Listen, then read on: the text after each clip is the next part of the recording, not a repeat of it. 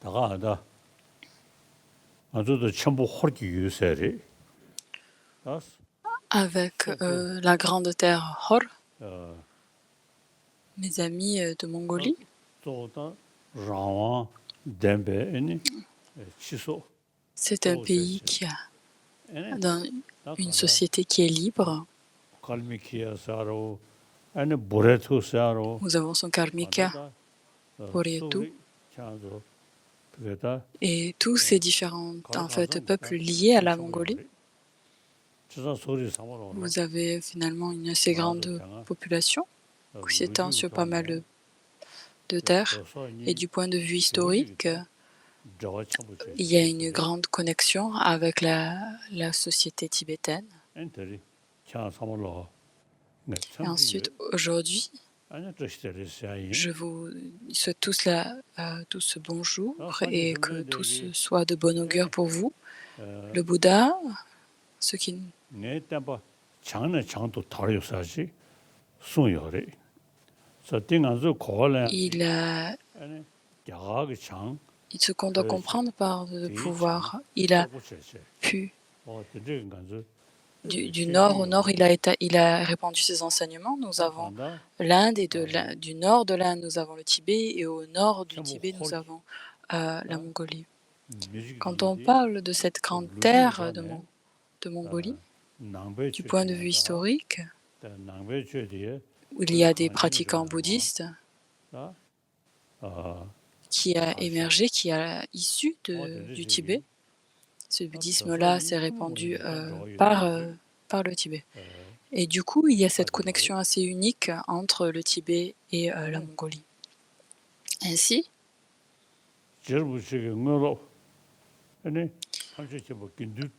Dzongkhapa, avec ses grands élèves, 6 élèves,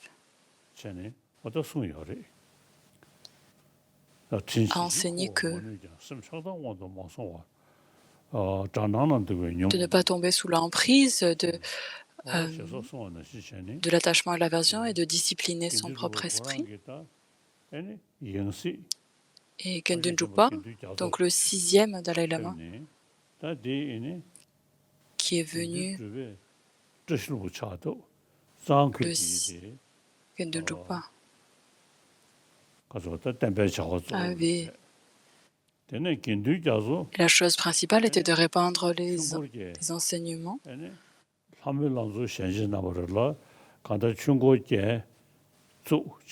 à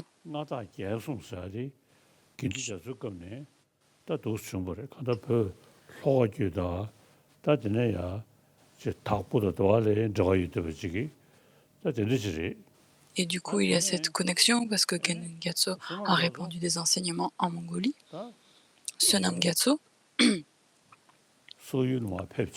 lui, il est allé aussi en Mongolie. Et en Mongolie, les enseignements du Bouddha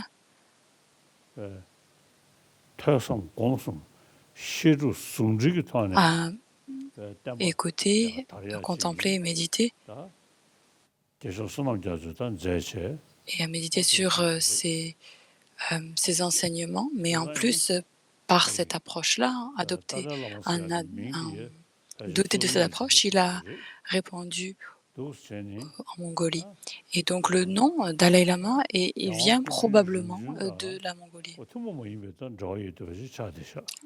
Gawa Kundun, il y avait une connexion très particulière avec lui aussi. Et moi aussi, personnellement, je suis venu vous voir quelques fois et vous avez vraiment une foi assez incroyable finalement.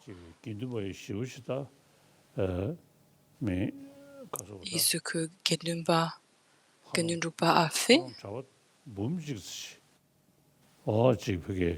il y a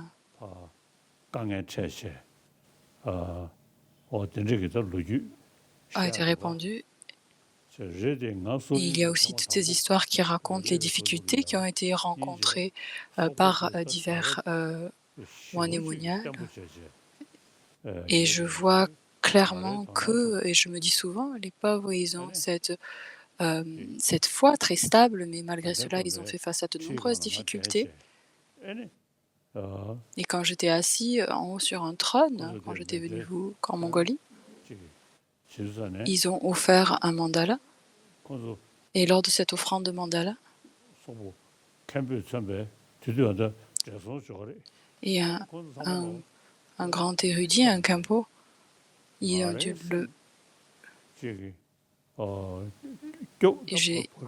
ont présenté ce mandala. Ils ont élevé ce mandala et de nombreuses personnes ont commencé à pleurer.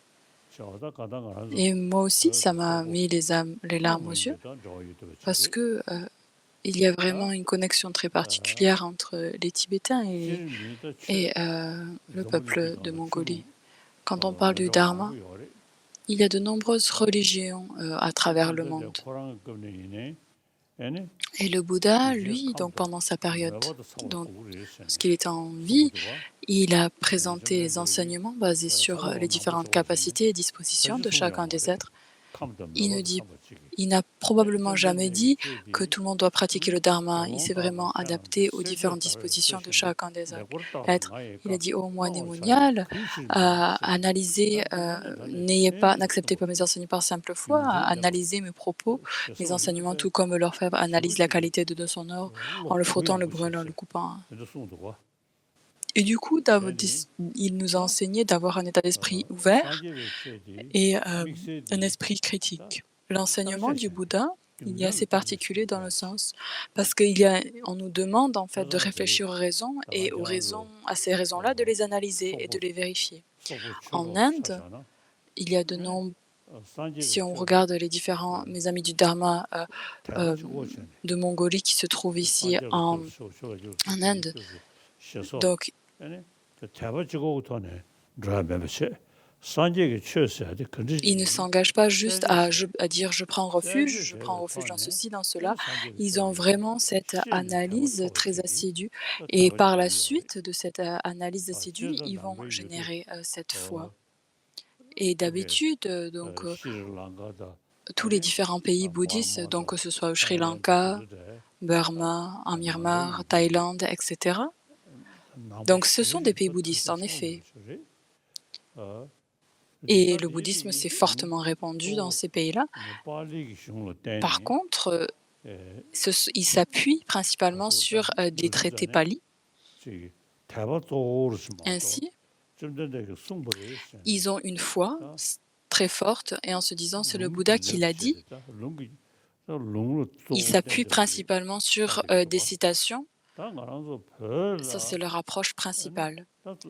À l'inverse, au Tibet, donc tout d'abord nous avons eu le Tibet, ensuite Shantarakshita, qui a venu, ils ont invité, Tristan Detsen a invité Shantarakshita au Tibet,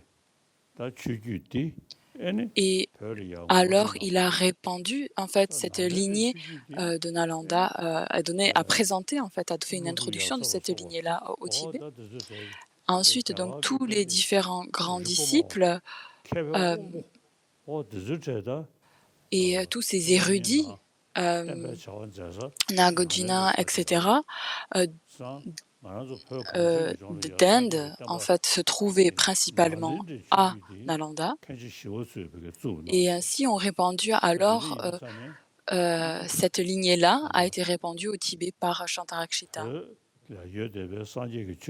Au Tibet, ce qui existe, le Dharma, est lié donc à cette lignée de Nalanda. Et c'est une lignée qui s'appuie principalement sur les raisonnements logiques. Bien sûr, il y a des citations sur lesquelles on s'appuie, mais principalement, ça va être notre propre raisonnement logique qui va être apporté.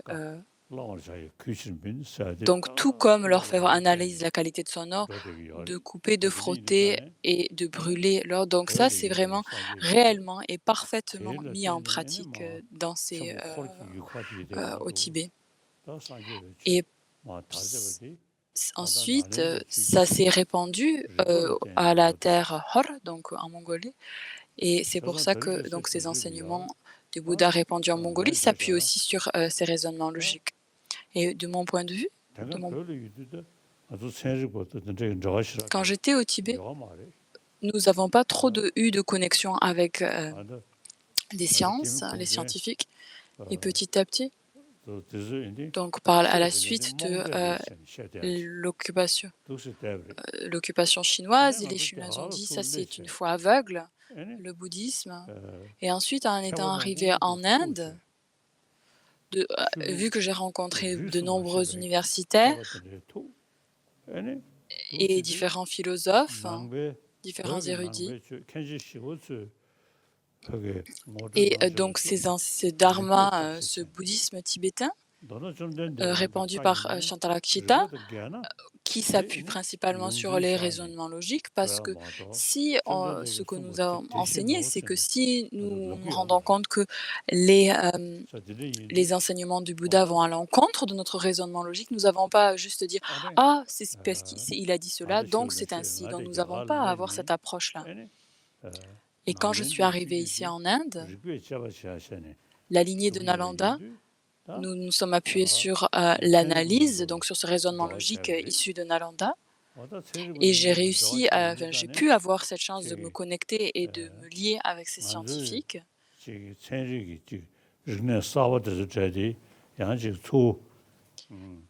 y a donc ces différents nouveaux sujets d'études dans les sciences. Et principalement, les sciences, elles ont peu de choses à apporter au point de vue de la psychologie, de la compréhension de la conscience et de l'esprit. Et du coup, nous pouvons alors leur présenter différentes explications du fonctionnement de la conscience, de la psychologie, et les scientifiques s'intéressent et apprécient sincèrement nos explications et nos présentations. Par la suite,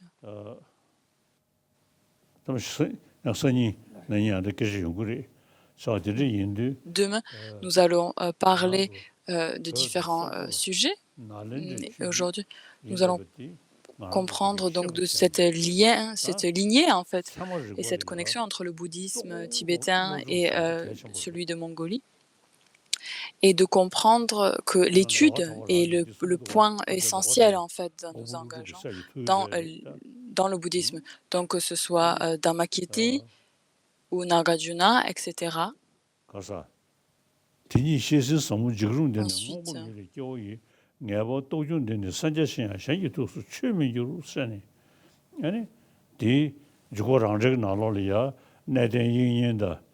donc il y a l'autocommentaire dans l'entrée au milieu, où il pose des questions, la vue qui a été présentée par Vasubandhu,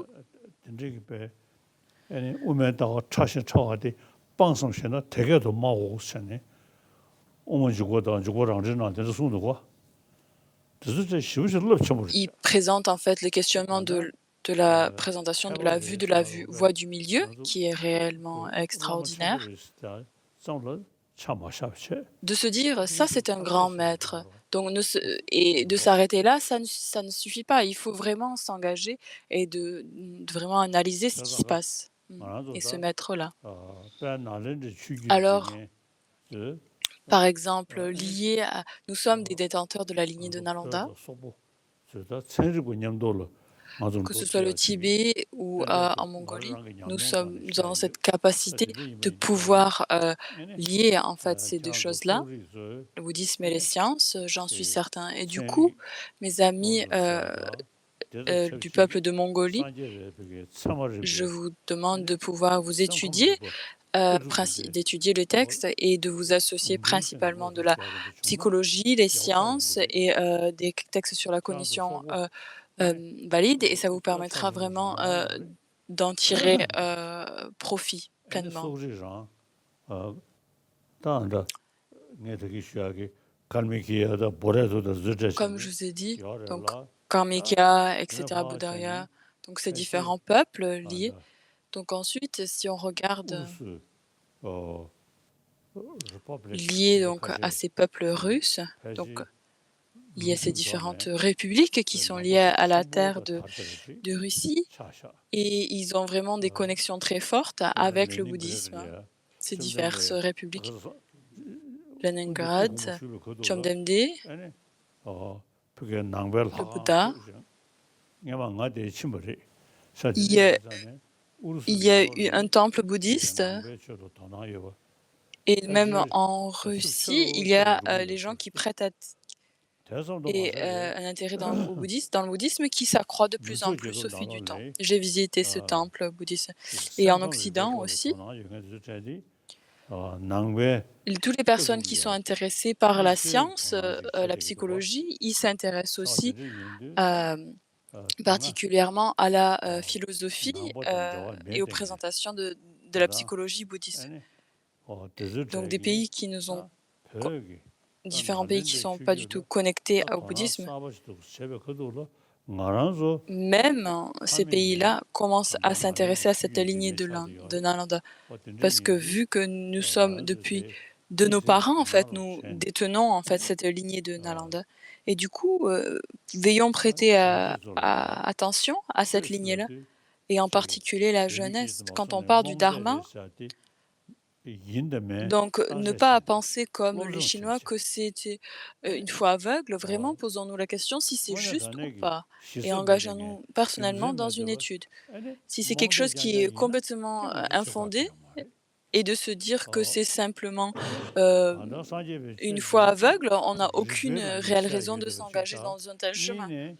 Mais vu que c'est quelque chose qui peut être présenté soit par un raisonnement logique, et on peut réellement donc le valider par le raisonnement logique, et en plus de cela, en l'appliquant à notre esprit, on peut développer une certaine paix dans notre esprit, et donc ça nous permet d'avoir une vie et de se sentir tranquille. Donc cela est à vérifier, à voir. Donc en général en Mongolie, mais je parle du peuple de Mongolie en général, mais en particulier la jeunesse, le Dharma. Donc comment se poser la question, comment est-ce qu'il enseigne le Dharma? Qu'est-ce qu'il dit? Et si on regarde les différentes présentations de la psychologie, des sciences, vu qu'elles sont parfois, le Dharma est expliqué dans le contexte ou sous un angle scientifique, je demande particulièrement à la jeunesse de ne pas s'arrêter à se dire je prends refuge et de s'arrêter au niveau de la foi, mais plutôt d'analyser. Et si vous pouvez faire cela, vous allez en tirer réellement des bienfaits. Et de ne pas s'arrêter à une simple tradition. Dans notre différence éducation et du point de vue de notre éducation, il y a un bienfait qui pourra exister, qui pourra être développé. Quand on parle de l'hygiène, les Occidentaux, ils parlent de cette hygiène donc qui est connectée à notre hygiène physique. Et quand on regarde cette hygiène et de comment développer une paix interne, une paix au niveau de la conscience, il n'y a rien qui est réellement présenté par les sciences. Donc on parle beaucoup par l'amélioration des sciences, nous avons pu améliorer notre hygiène physique, mais du point de vue bouddhiste, notre but est de pouvoir établir et de pouvoir obtenir une paix interne et de pouvoir réduire les différentes émotions perturbatrices, de réduire nos peurs et nos angoisses. Et ça devient l'essence du Bouddha, de ses enseignements. Les enseignements du Bouddha, ça va être la compassion. Et si vous prêtez attention à ces présentations de la compassion liées à la science, vous allez vraiment être bénéfique pour vous.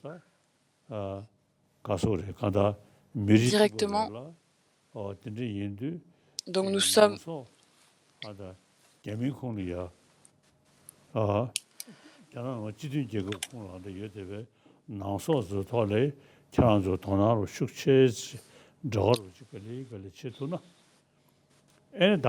si vous pouvez vous lier en fait plus fortement à cette approche-là, Mangju, c'est aussi un bouddhiste. Peut-être je pense que petit à petit, il va s'accroître un intérêt dans le bouddhisme, mais aussi en Chine. Le bouddhisme, il y a un intérêt au bouddhisme, et en particulier à celle qui vient à cette lignée tibétaine. Et en particulier, c'est des Chinois qui sont des érudits, des scientifiques, etc., qui prêtent attention à ces présentations philosophiques. Et dans les diverses universités, il y a ces connexions et les gens qui commencent à prêter attention à au bouddhisme tibétain.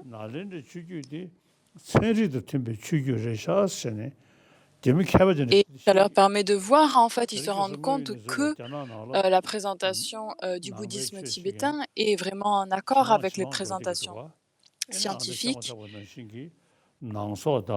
Et comme je vous ai déjà dit, dans les divers manjus, si vous pouvez en fait créer différents liens avec de ne pas simplement s'arrêter à une simple foi et vraiment en s'appuyant avec la cognition valide, de ne pas juste méditer en fait. Nous considérons la méditation comme étant important, mais par contre, il y a de nombreux geishés qui s'appuient, qui sont vraiment excellents au niveau sur les compréhensions des textes de la cognition valide, sur le pramana. Et si je vous demande à vous aussi, si vous de vraiment prêter attention à ces choses-là, ça sera utile pour vous. J'avais envie de vous dire ça. Alors, mis à part cela, est-ce qu'il y a quelque chose Maintenant, est-ce que vous avez des questions? Quelles sont vos questions?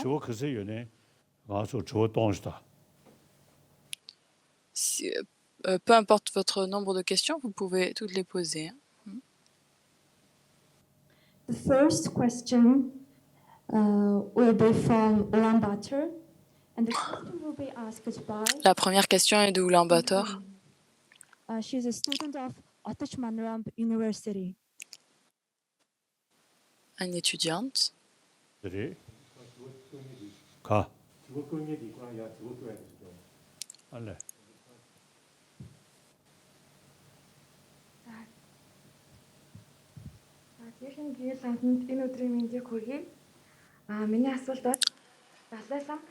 Le Dalai Lama a dit un jour, nous avons besoin de la science et de l'approche scientifique ainsi que les progrès technologiques.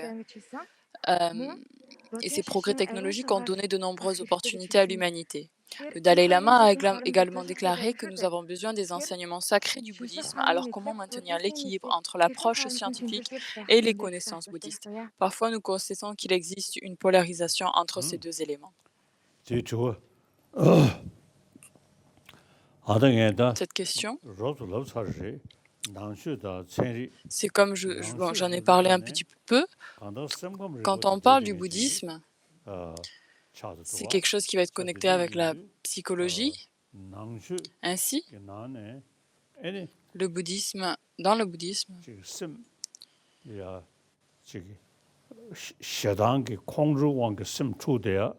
dont notre esprit qui est perturbé par l'attachement et la colère, qui est perturbé par ces états d'esprit-là, lorsque ça arrive, donc il y a différentes façons qu'on peut s'appuyer sur différents antidotes, donc de dire je veux simplement prendre refuge dans le Bouddha ou dans les trois joyaux n'est pas très utile. Il faut que nous analysons ces causes et ces conditions qui amènent à cet attachement et cette colère, et pour que nous puissions en fait stopper et vraiment contrer ces émotions perturbatrices-là. Donc ce qui est présenté dans les enseignements bouddhistes, qui peut s'appuyer sur les raisonnements logiques, le dharma. Donc, c'est pas se dire c'est simplement parce que c'est des conseils du dharma. Donc, ne s'arrêtons pas à ce niveau-là. Il faut que nous puissions en fait s'appuyer et que nous soyons en accord avec les sciences et la science de la psychologie, de comprendre pourquoi que nous sommes malheureux et de pouvoir comprendre que nous puissions en fait transformer cet état d'esprit-là. Actuellement, comme je vous ai déjà dit, j'ai quelques amis. De nombreux scientifiques, ils s'intéressent à la présentation de la psychologie dans le bouddhisme afin de pouvoir obtenir un état d'esprit heureux, et ils sont curieux par cette présentation-là. La science et le bouddhisme, la science, du point de vue externe, c'est vraiment une étude des objets, des phénomènes externes. Et c'est pas particulièrement lié à la psychologie. Donc, si on regarde au sein de la psychologie, il s'étudie sur ce que nous percevons avec nos yeux, ce que nous pouvons mesurer. Et ça devient la chose, l'étude principale. Même si les différentes conditions externes ou biens matériels se sont améliorés au fil du temps, mais notre façon de penser interne est la chose majeure en fait. Donc lorsque les sciences commencent à prêter attention au lien de notre pensée avec les phénomènes externes, donc mis à part la psychologie et la compréhension du fonctionnement de l'esprit, il faut se tourner vers finalement les présentations bouddhistes et qui puissent en fait, parce que mis à part la foi, beaucoup de traditions présentent des choses, mais s'appuient principalement sur la foi.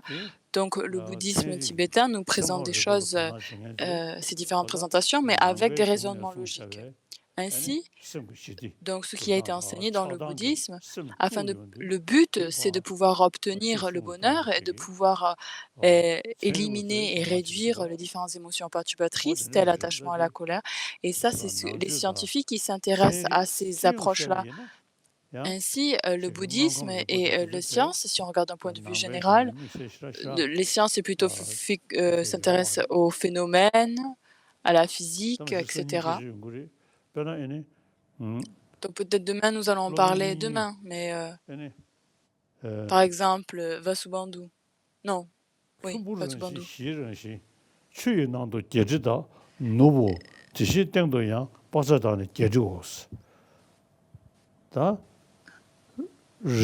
Donc ça vient de citer un passage de Vasubandhu dans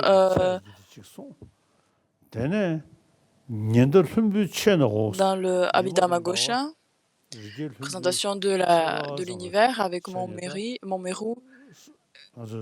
et les 4 continents qui l'entourent. Donc si on regarde sur Terre, il y a des présentations de la Terre et de la Lune qui tournent ensemble.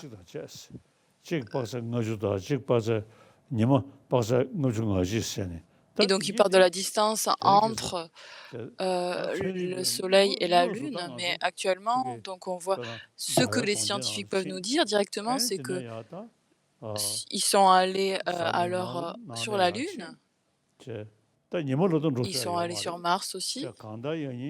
Donc, on ne peut pas aller sur le Soleil, mais par contre, du point de vue des sciences, ils peuvent donner des présentations de l'univers et de la cosmologie, et qui sont en fait pas en accord avec les présentations précédentes.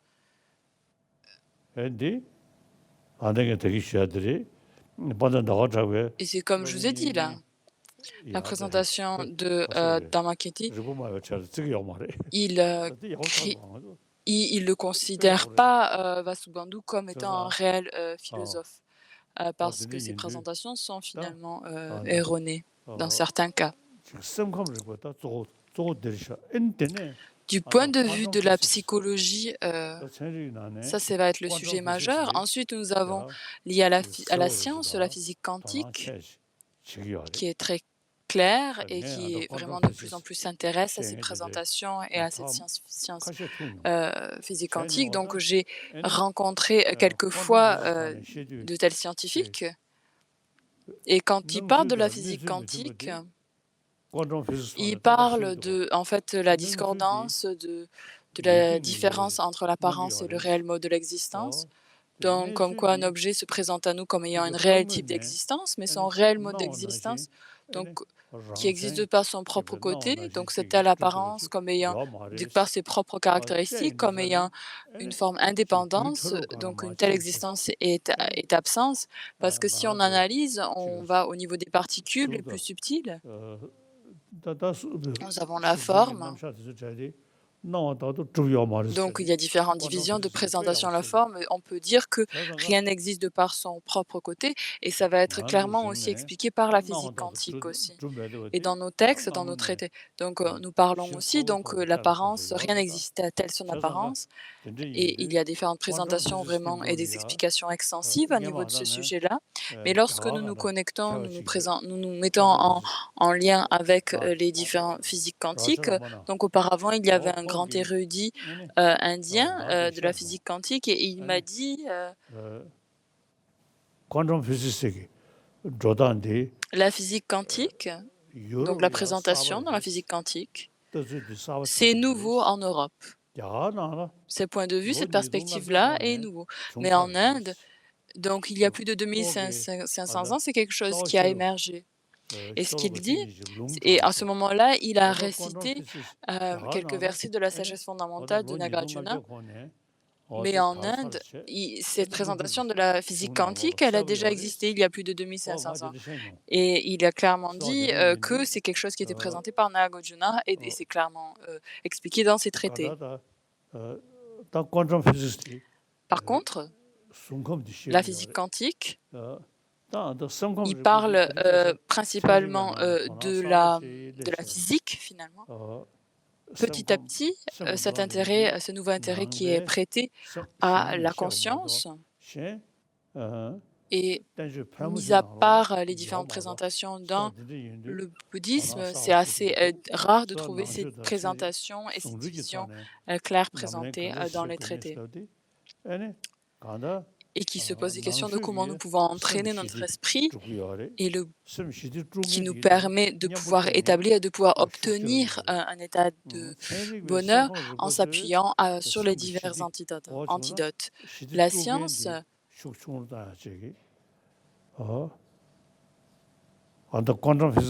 ne va pas être l'intérêt principal de la science. En physique quantique, donc lorsque nous avons cet état d'esprit qui tombe sous l'emprise de l'attachement de la colère, nous allons avoir un objet qui existe de par son propre côté. Donc cette apparence n'est pas le réel mode d'existence des choses. Et si on va étudier, examiner en profondeur, on se rend compte que dans nos traités, ce qui est présenté, on dit que l'objet existe par simple désignation. Donc ça, c'est la réponse à la première question. La deuxième question? The next question will be from Ulaanbaatar. Question will be asked by La Sotbele, deuxième question student d'Ulaanbaatar. of National University of Mongolia. Un étudiant.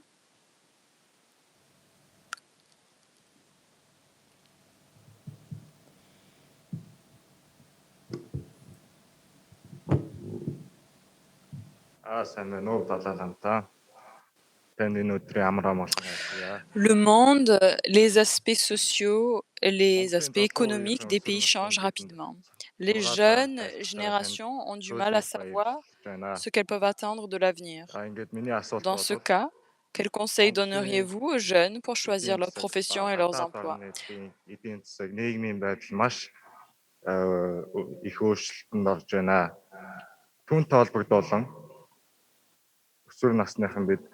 ирээдүйгээ төлөвлөхөд маш их хүндрэлтэй байна. Цаашид өсвөр насныхан бид ажил мэргэжлээ сонгоход зөвлөгөө өгөөч. Цаашдаа ямар ажил мэргэжил илүү их үн цэнтэй болох вэ? Гэвч асууя. Oya. Tadi shenji sor dönüm sözü te. Les jeunes, 풍준 치시 예배리 강건나 쇼금이 다디샤도 가옥사래. 내샤도 가오래. ça c'est difficile à dire. C'est difficile. Parce qu'il y a différents types de travail, n'est-ce pas? Donc du point de vue des étudiants, donc ce qui est important, ce qui vous intéresse, vous allez étudier ce sujet-là, mais aussi de pouvoir voir, de pouvoir engager dans ce travail dans ce qui correspond à vos dispositions et de pouvoir analyser et voir ce qui se passe autour de vous dans le monde et de pouvoir en fait rendre ces deux choses compatibles. Donc du point de vue des sciences, donc il y a de nombreux travaux même au niveau des sciences. Donc que ce soit la protection de l'environnement, etc. Il y a de nombreuses différentes divisions et de nombreuses professions. Comme je vous ai dit, donc lié avec la psychologie et la façon de comment nous pouvons obtenir le bonheur, ils n'ont peu de présentations dans les sciences vis-à-vis de cela. Ainsi, en s'intéressant principalement à la réelle situation et dans l'environnement où nous nous trouvons, il faut s'adapter à cela. C'est difficile à dire The particulièrement. next question will be from Erdenet. Question will La be question asked suivante. by Beat Girl, the student of Science and Technology. Un étudiant de sciences et de technologie.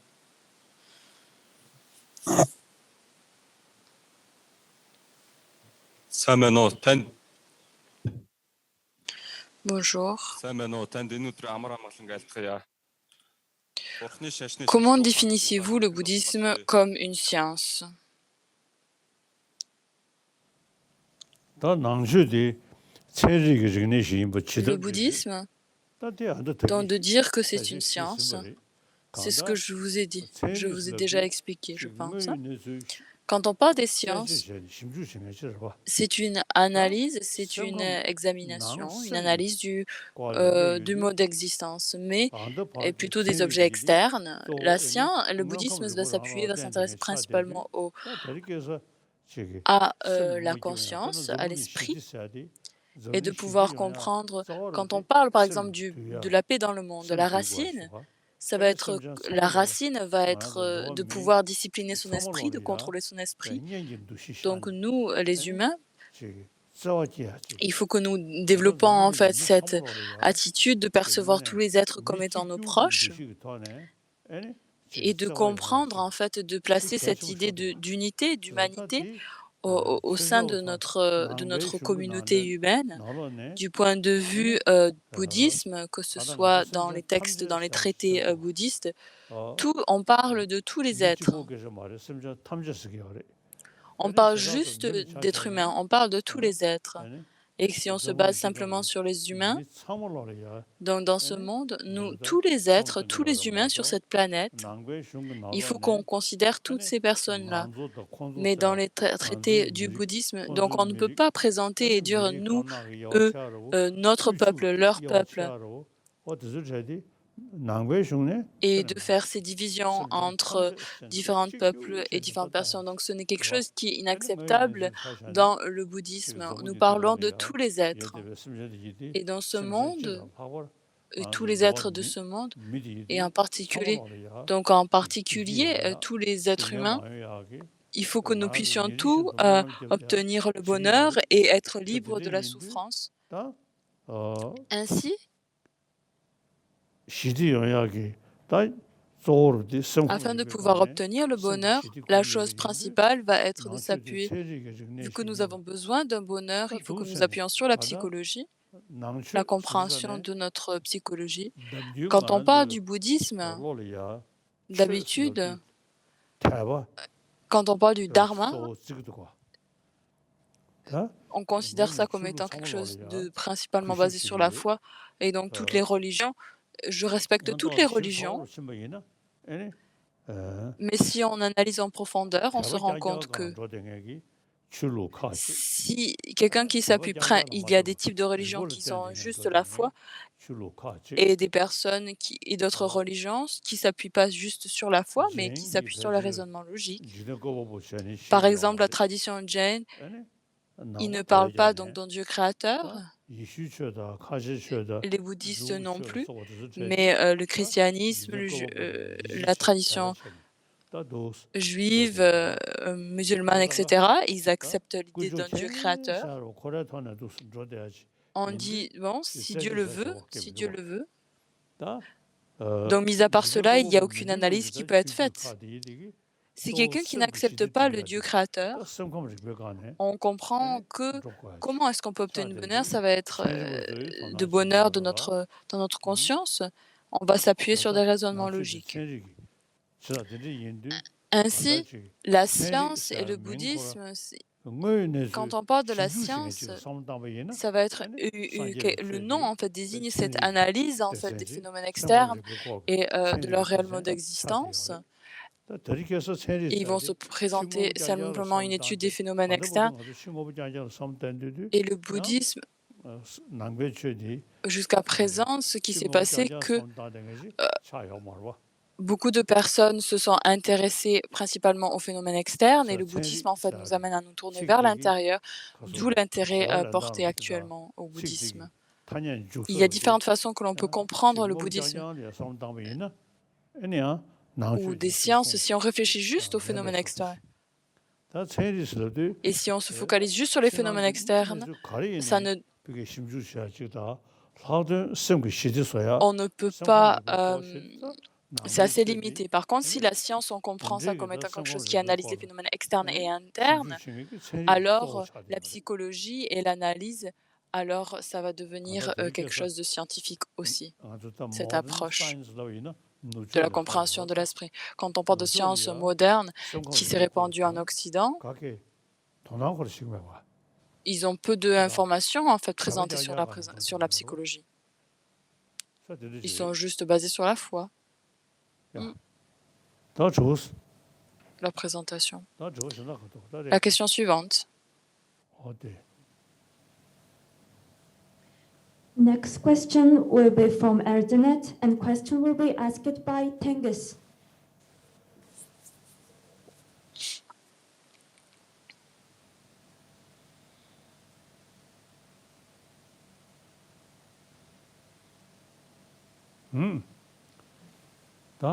Эцэг хайрлан хүндэлж асарч тэтгэх өв уламжлал орчин үед Монгол бүдгэрж байгаа. Bonjour, nous avons une tradition de respect et de prêter attention et de montrer du respect envers nos parents qui est hérité de notre culture et de nos ancêtres. Cependant, cette tradition et sa valeur s'estompent dans la société moderne de Mongolie. Pouvez-vous nous dire quelle est l'importance de cette tradition? Donc, quand on parle de tous les êtres, toutes les personnes sont incluses dans tous les êtres, n'est-ce pas? Donc, il y a tous ces êtres, tous nos pères et nos mères, nos ancêtres,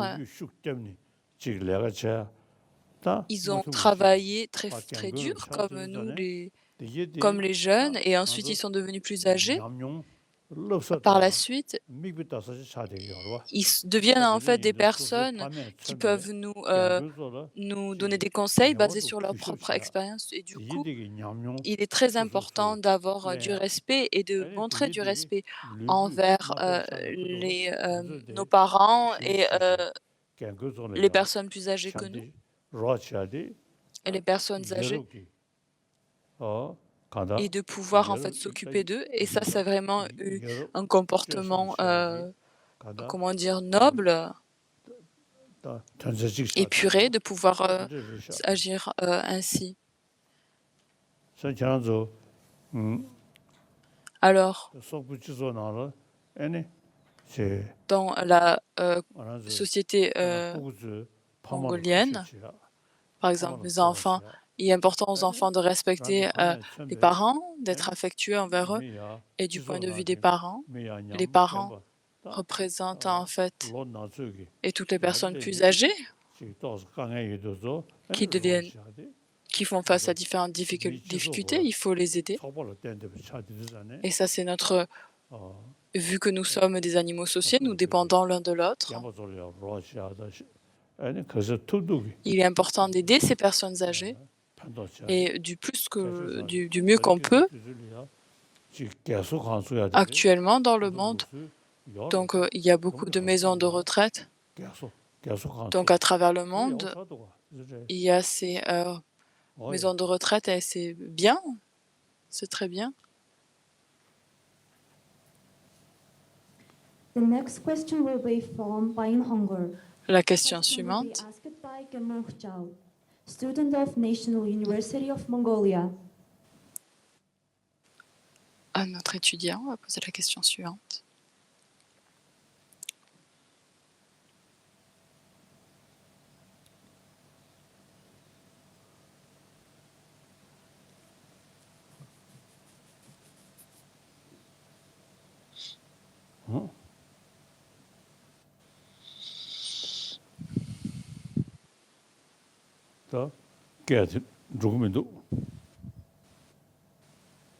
Je ne vous entends pas.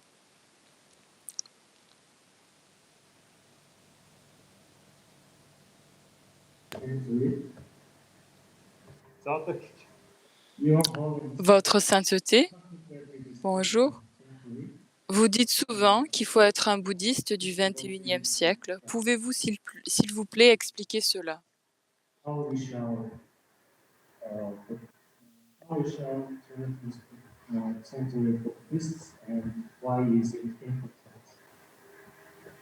Et pourquoi est-ce que c'est important? 이게 저기 수사를 Comme je vous ai dit, je l'ai déjà expliqué, hein, quand on parle de la lune, du soleil, etc. Quand on fait différentes offrandes de mandala, on offre cette terre de Bouddha. Donc si vu que je fais ces offrandes-là, peut-être ainsi, est-ce que je ne deviens pas, je ne suis pas vraiment un bouddhisme du 21e siècle. Ainsi, aujourd'hui, dans le monde, nous sommes au 21e siècle. Et donc, associé avec les différentes présentations scientifiques, il faut que nous les acceptons. Et donc, les explications les plus profondes qui peuvent, peu importe la profondeur des explications scientifiques, elles ne vont pas en fait au niveau de la psychologie, de la compréhension de la conscience. En effet, nos biens matériels se sont améliorés, notre technologie s'est améliorée. Et en fait, tout ça nous montre clairement que ces biens matériels sont incapables de pouvoir nous apporter du bonheur. Et ainsi, donc, les enseignements du Bouddha, de la présentation de la conscience et de la psychologie, donc tous les enseignements liés à l'amour, la bienveillance, la compassion, etc., présentés dans les différents traités bouddhistes. Depuis quand j'étais petit, j'ai étudié le logique et le tarik, donc l'esprit et les facteurs mentaux, l'esprit et ses fonctions, et les signes et ses raisonnements, qui nous présentent en fait les différents raisonnements et les différentes divisions de la conscience, avec et donc ces 51 fonctions ou facteurs mentaux de la conscience, et de se poser la question comment est-ce qu'ils existent, comment est-ce qu'on peut développer et transformer notre esprit. Et cette présentation-là est dérivée de la compréhension de l'esprit et de ses facteurs mentaux. Ensuite, l'étude des signes et des raisonnements valides, ça nous permet de comprendre que si nous avons ceci, cela, en fait, les conséquences et les implications qui s'en suivent et les déductions qui vont s'en suivre.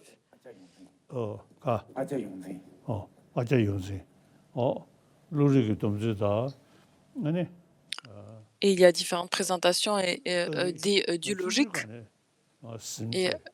et du tarik que j'ai étudié, j'ai mémorisé quand j'étais petit. Et pas avec cette base-là, ça me permet en fait maintenant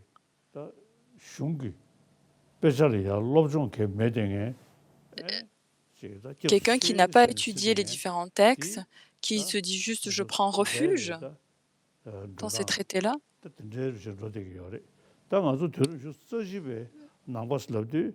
Ça, c'est en fait une approche assez pas très moderne finalement. Donc il faut que, en tant que bouddhiste du 21e siècle, nous devons étudier les textes et voir ce que le Bouddha nous enseigne. Est-ce que c'est utile ou pas? Est-ce que c'est quelque chose que l'on peut réfuter ou pas, que l'on peut expliquer ou pas? Et du coup, ainsi, ça nous permet, avec une telle attitude, de pouvoir être un bouddhiste du 21e siècle, pas qui simplement s'appuie sur la foi, mais qui s'appuie sur les raisonnements logiques. Ainsi, c'est ainsi. Voilà, donc ça c'est un bouddhiste du 21e siècle. Ensuite, la question suivante, est-ce qu'il y a une autre question, par hasard?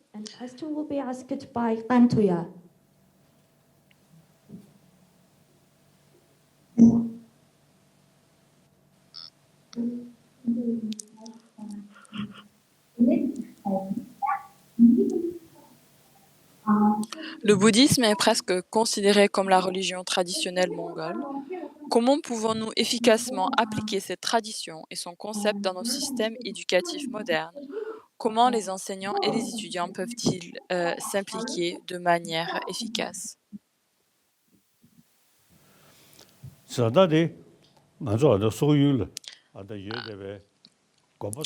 En Mongolie, il y a différents monastères et ils prêtent de plus en plus attention à l'étude. Ainsi, quand je suis allé dans le sud de l'Inde, j'ai dit, donc dans ces différentes lieux de débat, il est peut-être bien en fait de pouvoir du peuple de Mongolie de se regrouper et de pouvoir débattre ensemble. Et du point de vue, donc, dans les différents centres d'études, dans les monastères, comme je vous ai dit, l'étude de logique, de tariq, et de pouvoir en fait, je vous demande de prêter plus attention à l'étude des esprits, de ses facteurs mentaux, des signes et des raisonnements. Donc, ne considérez pas la chose la plus importante comme étant de réciter des prières, d'étudier en fait ces textes et ces traités et comme étant la chose majeure et essentielle. Auparavant, dans les différents monastères, le logique et le tariq, l'étude de ces textes, de ces choses-là. Si vous pouvez en fait vous efforcer plus d'études dans ce sens-là, et aussi dans les écoles, aussi, ce serait excellent de pouvoir étudier le logique et le tariq dans les écoles. Donc l'esprit, ses facteurs ou ses fonctions, et les signes et les raisonnements, afin de pouvoir donner et d'avoir une compréhension de la psychologie. Et sur cette base-là, dans ce monde actuellement, donc ça va pouvoir en fait nourrir notre éducation moderne. Ainsi, si cela peut se passer, produire, ça nous permet, comme la question précédente qui s'adressait au fait d'être bouddhiste du XXIe siècle, donc c'est ça en fait réellement, être bouddhiste du XXIe siècle.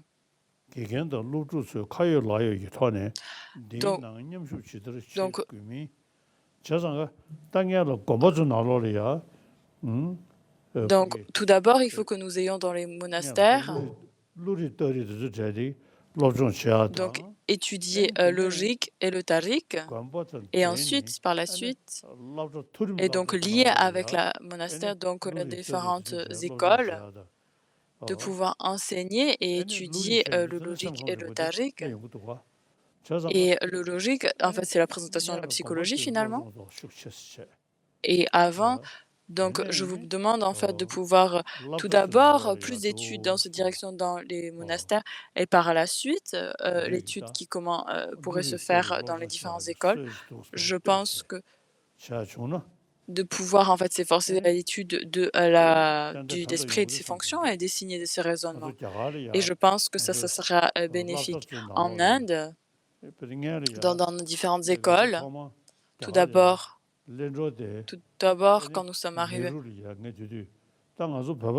Nehru, il nous a dit, nous les Tibétains, nous avons notre langue tibétaine, alors tous les enfants tibétains, nous devons en fait construire et de développer notre propres écoles. Et quand j'ai adressé ça à Nehru, il a accepté, il a vu la valeur dans cela.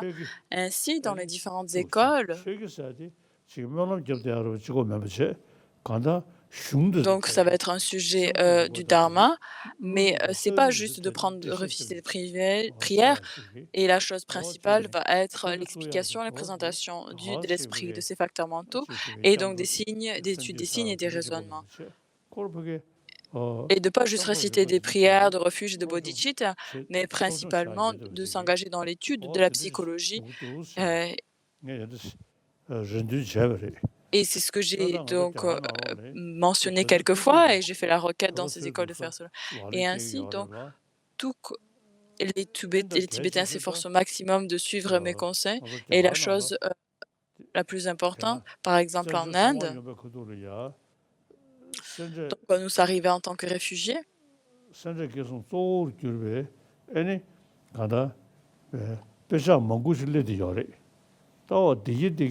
il y a de nombreux textes qui sont arrivés en fait par la suite maintenant. Et donc en fait, on a cette capacité de pouvoir étudier en fait continuellement ces textes. Maintenant, nous avons de nombreux textes et on a cette capacité de pouvoir continuellement les étudier. Et c'est vraiment... Et toutes les différentes personnes qui s'étudient, qui étudient les textes, par exemple à l'Océling, il y a aussi ces études particulières des sciences. Il y a aussi cette nouvelle salle de classe qui ont été ouvertes, qui ont été développées, ces différents laboratoires scientifiques. Et aussi maintenant, quand on parle de guichet,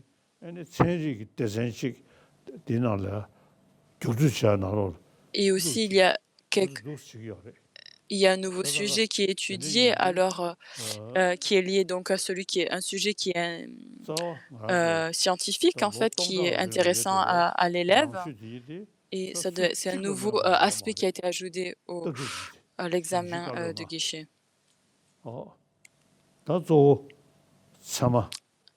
Ainsi, les choses principales vont être le pramana. Par la suite, il faut que nous puissions en fait continuellement nous engager dans de telles études. Il est lié donc avec les sciences. Et c'est ce que nous faisons. Et ainsi, si vous pouvez vous aussi en Mongolie faire la même chose, et donc tous ces enseignements et les philosophies du bouddhisme, de la psychologie, de pouvoir le lier et le créer un pont avec notre éducation moderne, c'est vraiment excellent. Et maintenant, donc,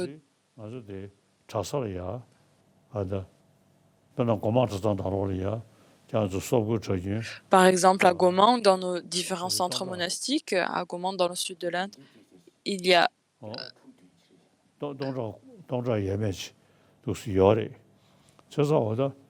beaucoup d'étudiants de Mongolie. Ils étudient la philosophie et en même temps, et de façon graduelle, ils prêtent attention et développent. Et en plus, c'est sûr que tous ces différents élèves de Mongolie qui étudient dans ces centres monastiques vont être bénéfiques au peuple de Mongolie, à la société mongolienne dans le futur, c'est sûr.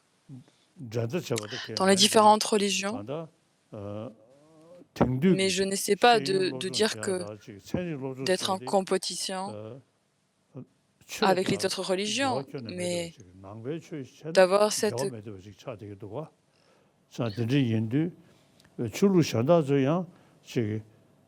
Les différentes religions, les autres religions, par exemple, les personnes qui acceptent Dieu créateur, c'est difficile en fait de s'engager dans de telles études des sciences, mais en particulier les enseignements du Bouddha et en particulier la lignée de Nalanda, il n'y a aucun souci en fait de s'engager dans de telles études parce que nous questionnons les raisons derrière nos propos ou derrière les différentes choses que nous acceptons. Thank you, Your Holiness, for your wisdom. Merci, Votre Sainteté, pour votre sagesse. Il reste 2 questions. Holiness timing, we would like to ask 2 questions. Il nous reste 2 questions. Votre Sainteté, est-ce que vous avez le temps? Est-ce que c'est... What is superstition and blind faith? Qu'est-ce que la superstition et la foi aveugle? La superstition. Quand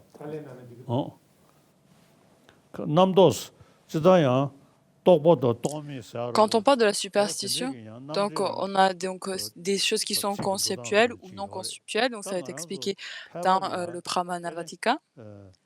En général, ce qu'on peut dire, c'est que ne sois pas superstitieux, ne sois pas superstitieuse quand on dit cela. Quand j'étais petit, par exemple, au palace, donc on disait attention, ne va pas par là-bas, il y a un fantôme. Donc ça, c'était des superstitions d'aller dans une maison sombre. Attention, fais attention, il y a des esprits. Donc ça, c'est vraiment des attitudes de superstition, comme quoi quelque chose va vous nuire, va vous attaquer. Donc ça, c'est juste superstition. Hein? Donc, afin de ne pas avoir être superstition, il faut en fait la science est très importante parce que on se pose la question quelle est la raison derrière cette superstition? Est-ce qu'il y a une raison pour être superstitieux ou superstitieuse? Et en général, il n'y en a pas.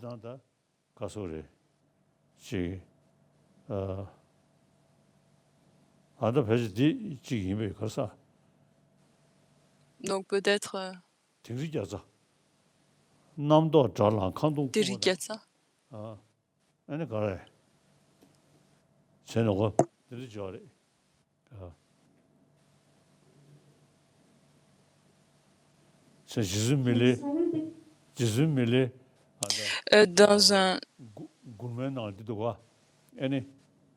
Dans les champs d'expérience de Milarepa, un jour, il méditait et il y a du vent qui a fait du bruit et il a eu peur en entendant le bruit du vent.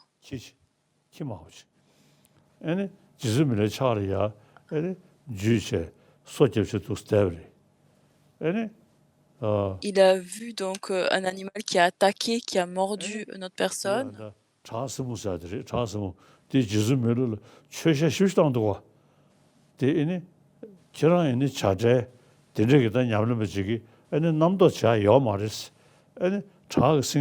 Et donc Milarepa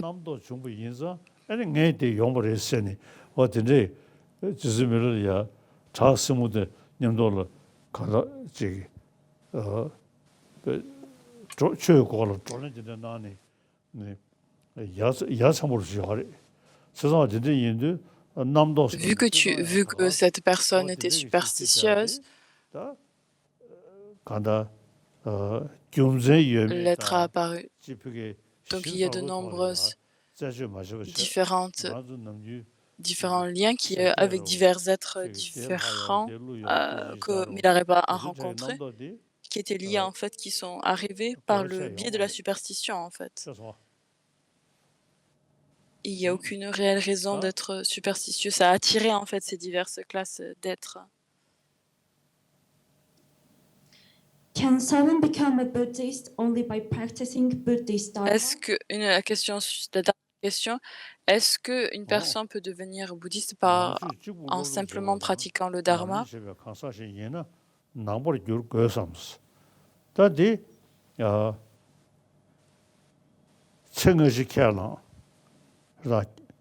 Donc si nous acceptons la vie passée, vie future, de pouvoir obtenir la libération, l'omniscience, ces différentes présentations-là. Donc si nous engageons dans l'étude, nous avons la foi dans ces enseignements-là.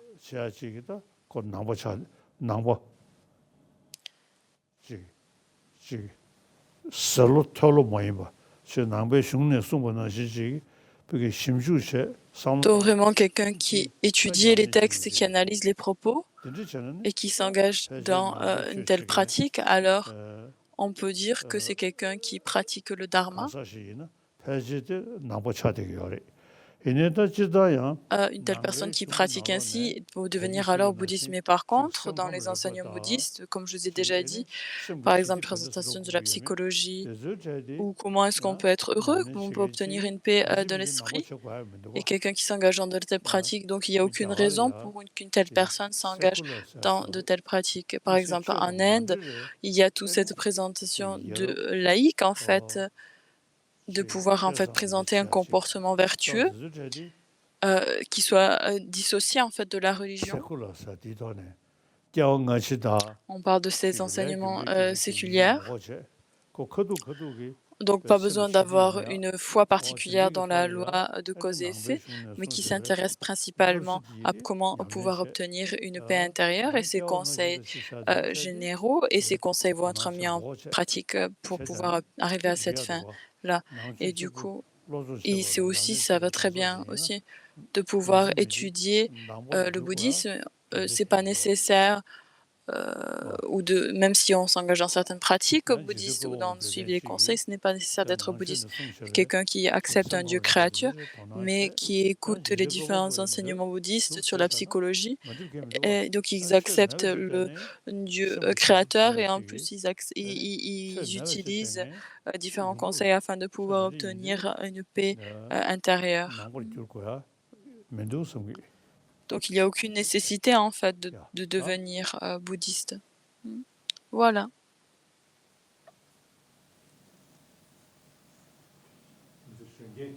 Once again, I sincerely thank Your Holiness. Merci. Je vous remercie à nouveau, Votre Sainteté, pour vos enseignements, May you live pour les étudiants de Mongolie. benefit all Puissiez-vous avoir une longue vie afin de pouvoir être bénéfique envers tous les êtres. 와야. 둘째, Merci beaucoup 양선이 제셔오시. et à demain. 선이 제긴. Merci beaucoup. 선이 À demain. 아다. 벤두줍드. Demain, 벤두줍드 고하시. nous allons étudier les 16 pandits dans l'Inde. 나냐 뭐 람조. Ensuite. 독신다. Et la journée suivante, ça va être les 3 principaux aspects de la voie.